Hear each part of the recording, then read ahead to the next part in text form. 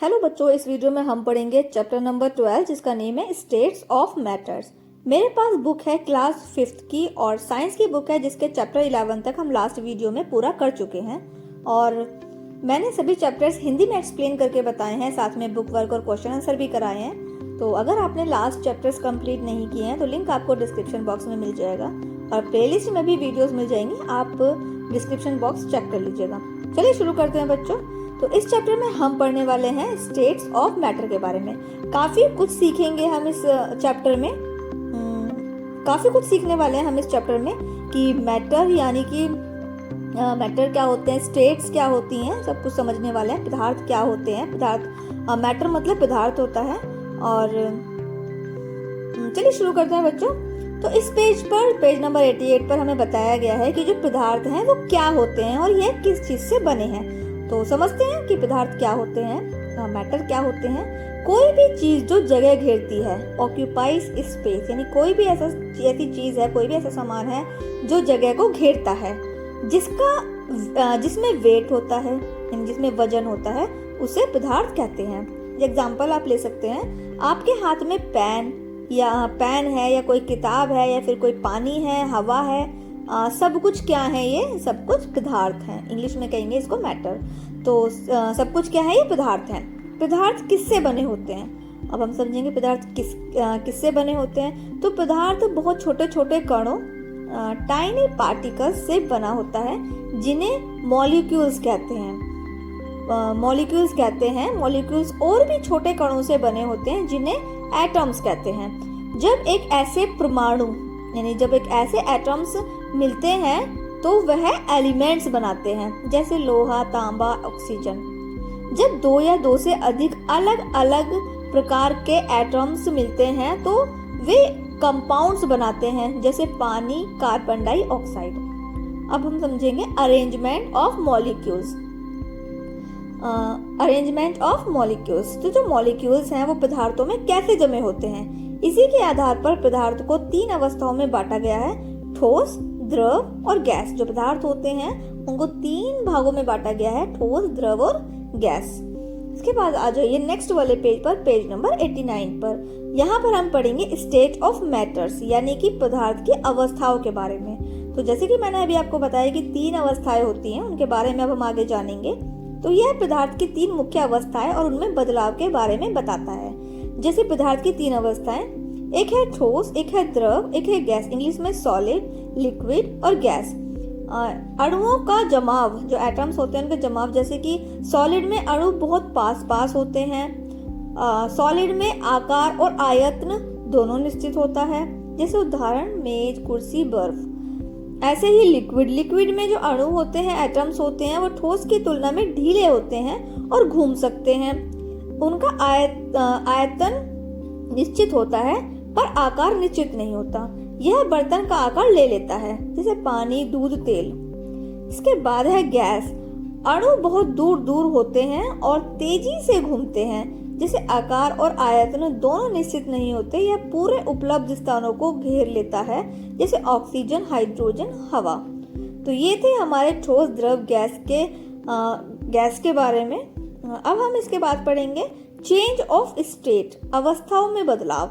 जैसे पदार्थ को गर्म करने या ठंडा करने पर उसकी अवस्था बदल जाती है। जैसे कोई बर्फ है तो अगर वो ठंडी है, गर्म करो तो पानी बन जाती है, और वो ठोस है तो बर्फ है। इसके बाद फिजिकल चेंजेस, जैसे यह टेम्पोरेरी बदलाव होते हैं जिसमें कोई नया पदार्थ नहीं बनता। यह बदलाव उल्टा किया जा सकता है, जैसे पानी को ठंडा करके फिर से बर्फ बनाया जा सकता है। उदाहरण पानी का जमना या उबलना, चीनी का पानी में घुलना। फैलाव और सिकुड़न यानी एक्सपेंशन एंड कॉन्ट्रैक्शन। जैसे एक्सपेंशन क्या होता है, जब किसी पदार्थ को गर्म किया जाता है तो उसके अणु तेजी से हिलने लगते हैं और एक दूसरे से दूर चले जाते हैं, जिससे पदार्थ फैल जाता है। इसके बाद है कॉन्ट्रैक्शन यानी सिकुड़ना। जब किसी पदार्थ को ठंडा किया जाता है तो अणु धीरे हो जाते हैं, करीब आ जाते हैं और पदार्थ सिकुड़ जाता है। इसके बाद नेक्स्ट पेज पर आ जाइए, पेज नंबर 90 पर, रासायनिक परिवर्तन और घुलनशीलता। यह पेज बताता है कि भौतिक परिवर्तन से रासायनिक परिवर्तन कैसे अलग है और चीजें पानी में कैसे घुलती हैं। जैसे रासायनिक परिवर्तन, केमिकल चेंजेस। यह स्थायी बदलाव होते हैं जिसमें एक या एक से अधिक नए पदार्थ बनते हैं। यह बदलाव उल्टा नहीं किया जा सकता। एग्जाम्पल से समझ सकते हैं, जैसे कागज का जलना, यह राख बन जाता है और आप राख को वापस से कागज नहीं बना सकते। हमने अभी अभी जो पढ़ा था, जैसे अगर बर्फ बन गई है तो बर्फ को फिर से पानी बनाया जा सकता है, या पानी को फिर से जमा कर बर्फ बनाया जा सकता है। लेकिन केमिकल चेंजेस में क्या होता है, अगर किसी कागज को जला दिया जाए तो वो राख बन जाएगा और राख फिर से कागज नहीं बन पाएगा। लोहे पर जंग लगना, भोजन का पचना। इसके बाद देखिए विशेषताएं हैं कुछ।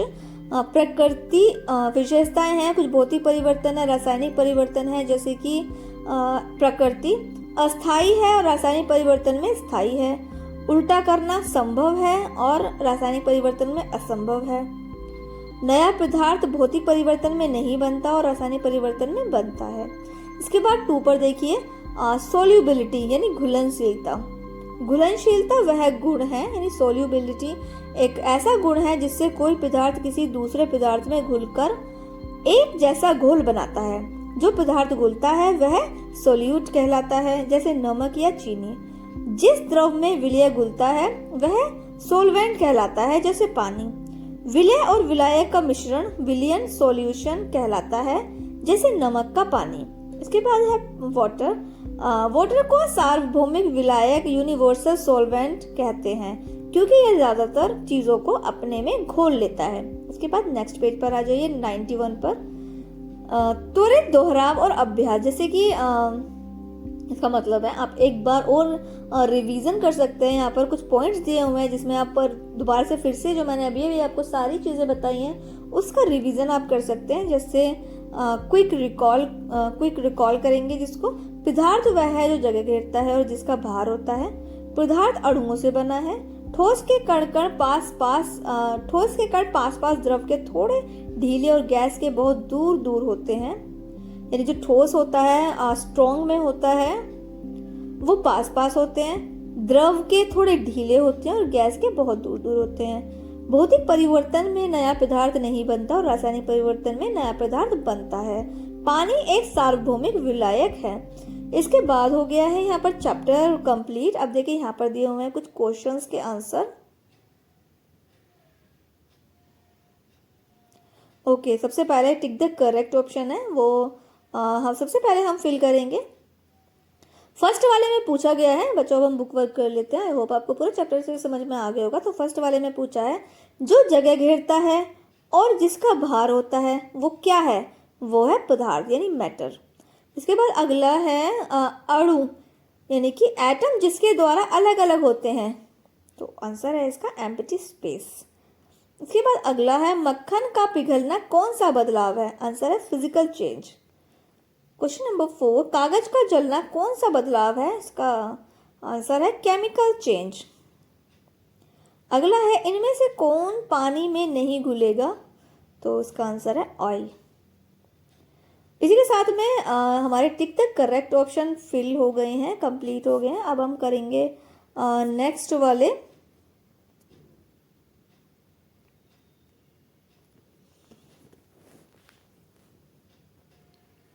अगले पेज पर आ जाइए। अगले पेज पर दिए हुए हैं फिल इन द ब्लैंक्स। मैंने नंबर डाल दिया, फिल कर लीजिएगा।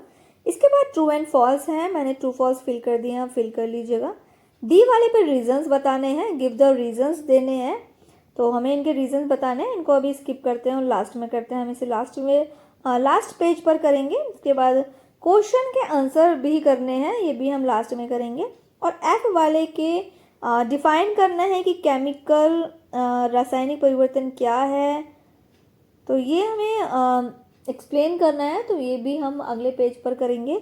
तो आई होप आपको ये सारा कुछ समझ में आ गया होगा, जिसमें हमें रीजन बताने हैं। फर्स्ट वाला समझ लेते हैं। द्रव पदार्थ उच्च स्तर से निम्न सतह की ओर प्रभावित होते हैं, क्यों? तो हमें कारण बताना है, इनका रीजन बताना है। तो ये मैंने यहाँ पर इसका आंसर नोट कर दिया है, सामने आपको दिखाई दे रहे होंगे। तो सबसे पहले डी वाला करना है आपको, ये आपको नोटबुक में भी करने हैं। ई वाला भी नोटबुक में करना है और एफ वाला भी आपको नोटबुक में कंप्लीट करना है। उससे पहले आपको डिफिकल्ट वर्ड्स करने हैं, पिक्चर्स ड्रॉ करनी है कुछ, वो आप क्लास टीचर से पूछिएगा कौन कौन सी पिक्चर आपको ड्रॉ करनी है। और इसी के साथ में हो गया ये चैप्टर कंप्लीट। आने वाली नेक्स्ट वीडियो में हम नेक्स्ट चैप्टर को पढ़ेंगे। Thank you for watching. For more videos, like, share and subscribe.